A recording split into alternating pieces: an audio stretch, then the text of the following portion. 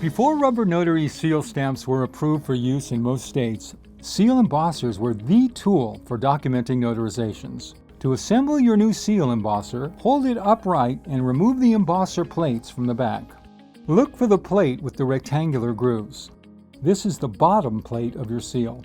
With these grooves facing down, squeeze the plates together for insertion. Metal tabs on the seal press will lock into the grooves when you insert the embosser plates correctly. To make a seal impression, slide a page of the document between the two embosser plates. Squeeze the handle of the seal press to create the impression.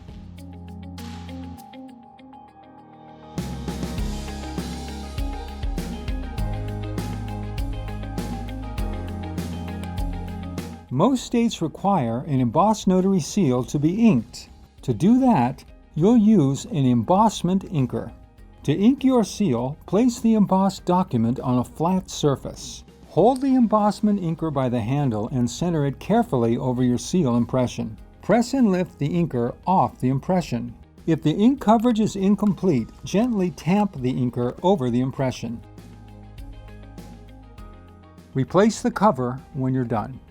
Once the notarization is complete, you will want to lock the embosser to keep it clean and protected. To lock it, squeeze the handle firmly to close the plates. Then slide the lock button up into the locked position. Your seal embosser can now be stored until your next notarization.